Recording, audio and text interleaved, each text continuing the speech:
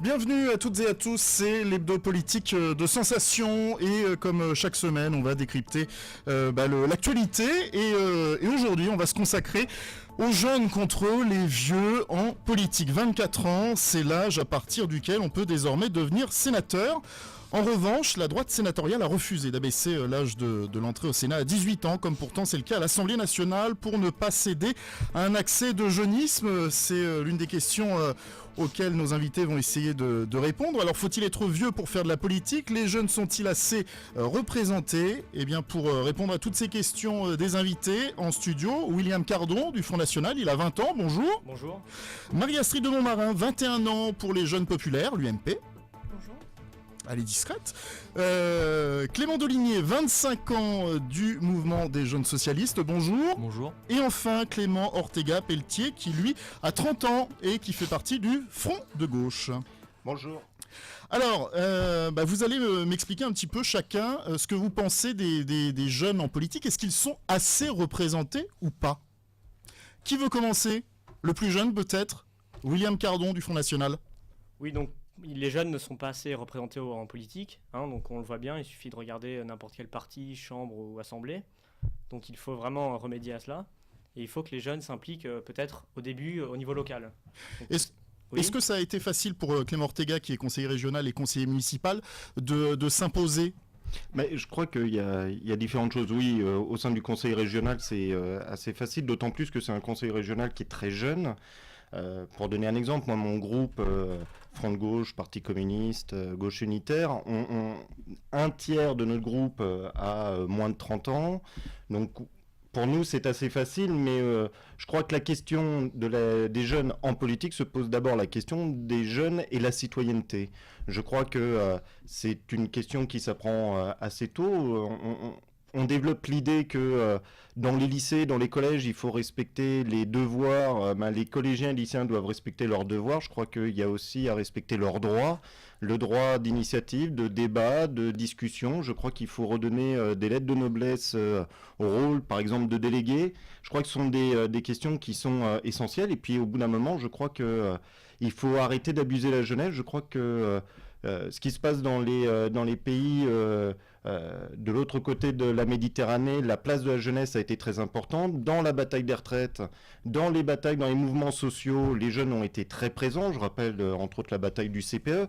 Je crois qu'à un moment donné, quand les jeunes s'expriment, ils le disent fortement et il faut savoir les écouter. Or, aujourd'hui, en France, il y a bien quelque chose qu'on ne fait pas, c'est que quand les jeunes s'expriment, on ne les écoute pas.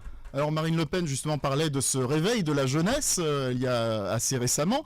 Quand vous voyez William, alors vous ne partagez certes pas ses idées, mais il a 20 ans, il est candidat au cantonal. Quand vous le voyez, qu'est-ce que vous vous dites? Vous dites c'est bien que quelqu'un vienne prendre la relève, peu importe son parti à la limite, mais c'est bien qu'il y ait des jeunes qui prennent la politique à bout de bras? Je trouve ça dommage qu'à 20 ans on se retrouve au Front National, mais je trouve que même à 80 ans c'est dommage qu'on se retrouve au Front National avec les idées que porte ce parti, qui est un parti très à part. Et voilà. Après, je trouve ça très intéressant que, quel que soit l'âge, moi je me suis engagé aux Jeunesses communistes, j'avais 15 ans et demi.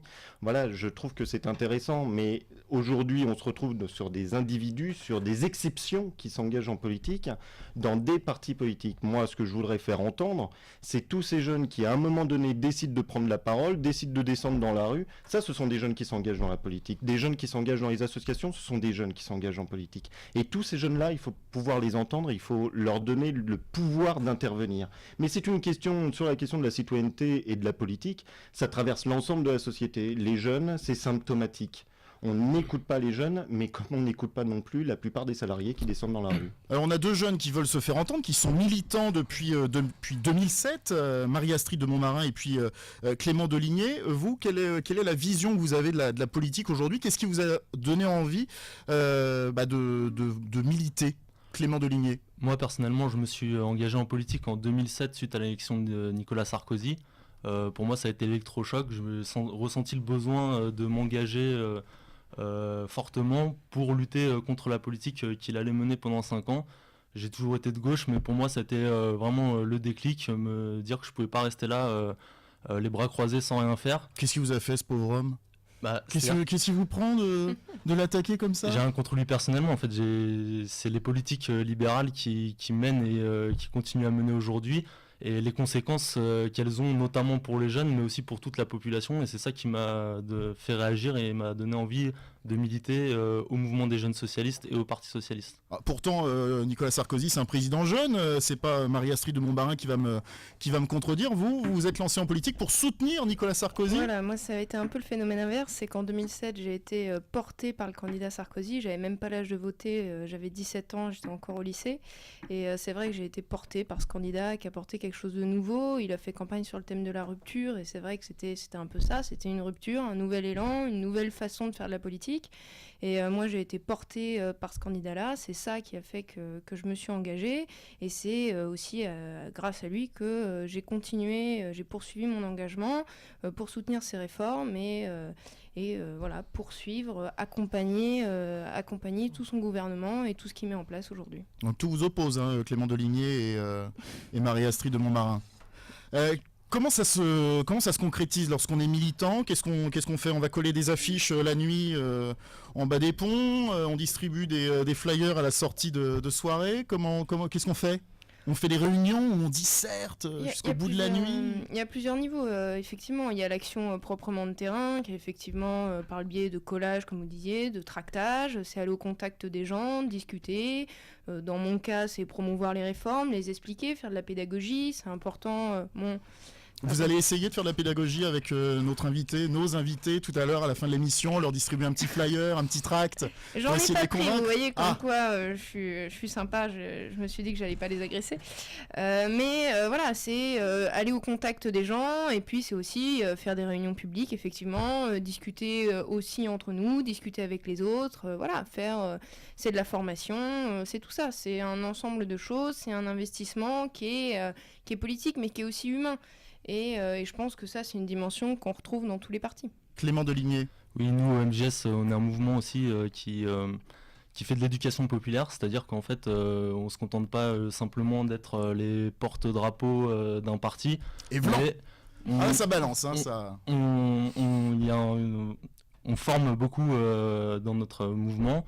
Et évidemment, on est aussi présent au quotidien sur le terrain pour militer, en distribuant des tracts, en collant des affiches, Enfin voilà, mais si vous voulez, en fait, on est à la fois sur le terrain pour diffuser nos idées et faire en sorte qu'elles soient majoritaires dans la population, mais également nous faisons en sorte de former les jeunes justement et de leur expliquer un peu mieux ce qui se passe actuellement dans le pays, quoi. Si je peux me permettre de rebondir là-dessus, on a aussi des écoles de formation à l'UMP, et tout autant que chez vous, je pense, et on forme aussi énormément les jeunes. La petite différence, en fait, c'est que le MGS est un mouvement qui est autonome du Parti socialiste, ce qui fait qu'en fait, on définit nous-mêmes notre ligne politique et on élit nous-mêmes nos représentants. Si vous voulez, quand on adhère au MGS, on n'adhère pas automatiquement au PS. À l'inverse de l'UMP, où quand on a, je ne sais pas quelle est votre limite d'âge, mais moins de 35 ans ou moins de 30 ans, et qu'on adhère à l'UMP, on arrive automatiquement chez Jeunes Populaires et on est obligé de suivre la ligne du parti. Nous avons notre propre réflexion. Et nous faisons en sorte justement que nos idées soient reprises par le Parti Socialiste. Moins de 30 ans, Clément Ortega-Pelletier, c'est mort pour vous, hein, si vous voulez rejoindre l'UMP. À bientôt 31 ans, c'est foutu. Hein. Alors pour que je rejoigne l'UMP, il va falloir plus que d'autres choses que de changer la ligne, la date limite d'adhésion aux Jeunes Pop. Non, je crois que moi je suis membre des Jeunesses communistes. Et pourtant j'ai 30 ans. Il n'y a pas de mal. Non, il y a pas de mal. Au contraire, parce que c'est exactement là où je rejoins ce qui se dit, c'est que le militantisme, et là pour le coup ça traverse tous les partis, au-delà de la question du militantisme propre, de la formation, de la discussion, de la confrontation d'idées, parce que c'est ça aussi beaucoup dans nos partis, il ne faut pas croire que le militant c'est un bloc monolithique et que tous les militants se ressemblent et que tout le monde est pareil et qu'on suit un seul homme. Voilà, c'est pas ça, on n'est pas une armée. Donc il y a de la contestation, on essaye aussi de construire, Clément tout à l'heure parlait d'initiative, moi je me souviens à l'université de Versailles-Saint-Quentin, quand on a monté le forum social étudiant, qui était le premier en Europe, c'est aussi comment construire un autre monde, concrètement, quand on demande aux députés de voter telle loi parce qu'on a fait la proposition de loi en tant que jeune communiste, ce qui a été une loi pour la jeunesse sur l'autonomie de la jeunesse, là on essaye de faire construire autre chose. Sauf que ces textes-là, on les construit, et je rejoins ce que dit Clément, c'est quelle conception aussi on a de nos organisations de jeunesse. L'AJC comme le MJS est une organisation indépendante du Parti communiste et on fait de la politique par et pour les jeunes. Et moi, quand je me retrouve au Parti communiste, au congrès du Parti communiste qui traite de la question de la jeunesse, je peux vous assurer que par moments, les débats sont durs parce que j'ai aussi les mêmes débats à l'AJC sur un certain nombre de points et de la place de la jeunesse et qu'on n'est pas toujours d'accord. Alors, on ne l'entend pas depuis tout à l'heure, il se fait discret. Hein. C'est William Cardon du Front National, donc il a 20 ans, il est actuellement en 2e année de droit. Est-ce que c'est facile, pas avec les filles, mais est-ce que c'est facile lorsqu'on va vers les gens en disant « Je suis du Front National, voulez-vous adhérer ? Venez partager mes idées ». Est-ce que c'est facile ? Alors je le rappelle, vous avez un petit peu la mèche à la Justin Bieber, les cheveux longs, on s'est dit « Tiens, c'est un gauchiste qui arrive ». Non, c'est quelqu'un du Front National. Vous n'avez pas le look déjà. Non, mais au Front National, il n'y a pas que des rasés, hein, ça faut peut-être le rappeler. Mais après, c'est sûr que quand on milite et quand on tracte, il est moins facile d'appartenir au Front National que d'un autre parti. Ça, c'est clair. On a une mauvaise réputation, il faut faire avec. Mais voilà, faut y aller avec le sourire. Et si on nous insulte, bonne journée. Quoi. Alors justement, comment vous êtes accueillis, vous, quand vous allez vers les gens, que vous allez leur expliquer vos idées, que vous vous présentez? Ils vous jettent des pierres tout de suite ou il y a un petit peu de dialogue? Non, déjà ils sont contents de voir un renouvellement dans la vie politique, de voir des jeunes, donc voilà. Et non, c'est sûr, parfois on se fait insulter, mais voilà, c'est le jeu. Il faut continuer et il ne faut pas se démoraliser. Et les premières fois, comment ça s'est passé? Vous avez pris votre courage à deux mains ou... Oui, voilà, avec la Fédération des Yvelines, dans les marchés pour les élections régionales, et voilà, ça s'est très bien passé, hein. On ne se fait pas tout le temps taper, mais les gens sont heureux aussi de... Pas tout le temps, c'est la nuance. De recevoir un tract du Front National. Bon, on va passer à un autre sujet. Je vous propose d'écouter ce petit magnéto et puis on en parle tout de suite après. Propos orduriers, soupçons de corruption, polémique autour d'avantages en nature, conflit d'intérêts. D'après un récent sondage, les Français ont de moins en moins confiance en leurs élus. Si 53% des Français font toujours confiance aux maires, seuls 38% apportent encore du crédit aux députés et 29% aux chefs de l'État. Et vous, faites-vous confiance à vos élus et aux hommes politiques? C'est ce que nous sommes allés vous demander. Alors pour ce qui est du maire, oui. Député, moyennement. Homme politique, chef d'État, non. Non, plus du tout, parce que c'est toujours les mêmes histoires qui reviennent, les appartements de 600 mètres carrés, les voyages à l'œil, les valises qui se promènent, donc c'est une rigolade, on ne peut pas faire confiance à ces gens-là. Ils ne respectent pas leurs paroles, ils promettent des choses, ils ne les font pas, ils reviennent toujours dessus, ils ne sont pas très crédibles en fait, dans tout ce qu'ils font. Oui, je fais confiance aux hommes politiques, mais en effet, plus aux plus proches de nous, c'est-à-dire aux maires en fait et aux députés, plutôt qu'à ceux qui sont dans les autres sphères. Mais non, j'ai pas confiance parce que j'ai même honte d'être en France à l'heure actuelle avec ce qui se passe avec Michel Alliot-Marie. C'est scandaleux, c'est copinage et compagnie. C'est des abus de biens sociaux impunis ou très peu punis. Il y a une justice à 4 vitesses et c'est clair que la classe dirigeante n'est pas inquiétée. Ouais, je pense qu'en fait, ils sont plus facilement déconnectés de la réalité. Et ils ont un petit peu de mal à se rendre compte de ce qui se passe pour le français lambda. Je pense qu'on est surtout dans un gouvernement qui est fondé sur l'argent et c'est l'argent qui domine.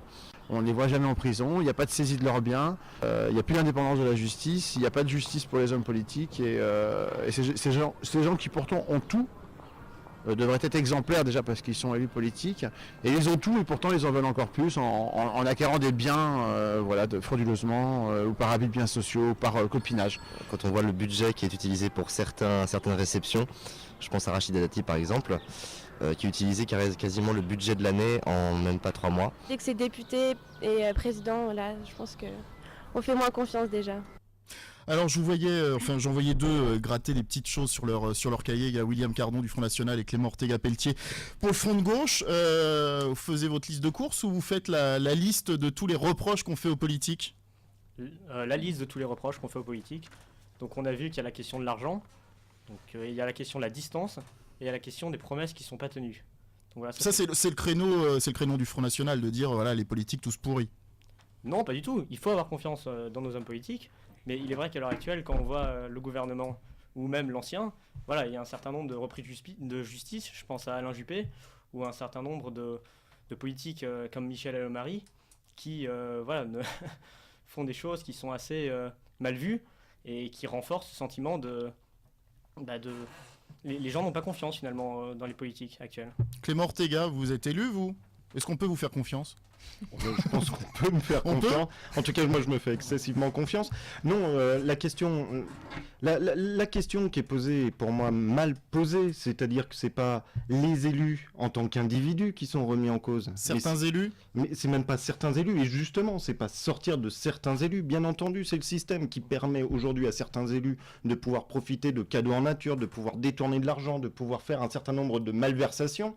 Mais ce qui est reproché, entre autres sur la question de la distance, c'est quand j'entends « je fais confiance à mon maire » globalement parce que je le vois tous les jours, ça veut dire que les autres élus ne sont pas non plus sur le terrain. Ce qui veut dire que ça repose la question de la démocratie représentative et donc de l'élu qui peut très bien passer son temps à l'Assemblée. Moi, je peux très bien passer mon temps au conseil régional sans jamais remettre les pieds dans les Yvelines, ne jamais remettre les pieds devant les entreprises, ne jamais aller voir les lycéens. Je pense aux lycéens des 7 mars, je pense à la communauté scolaire du lycée des 7 mars. Je peux très bien ne jamais aller les voir alors qu'ils sont en plein mouvement.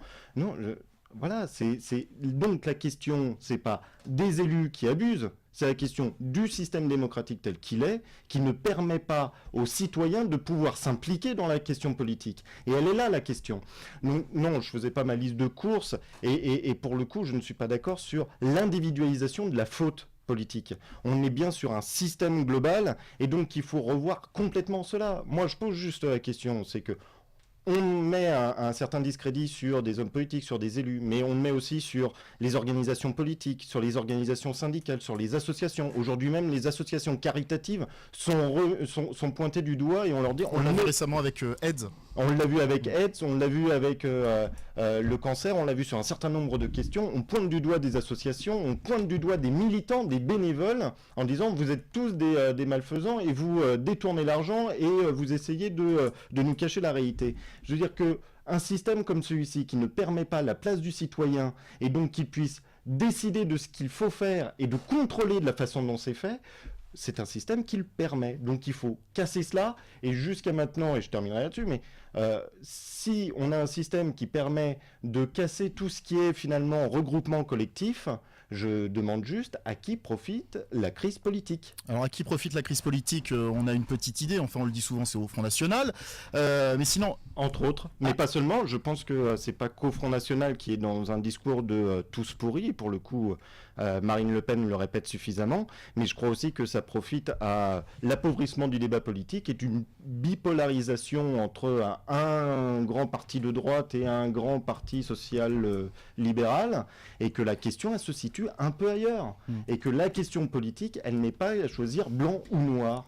Et les gens le savent. Mis en cause notamment par la population, on l'a vu on l'a écouté dans ce micro-trottoir, le PS et l'UMP au pouvoir depuis déjà des dizaines d'années.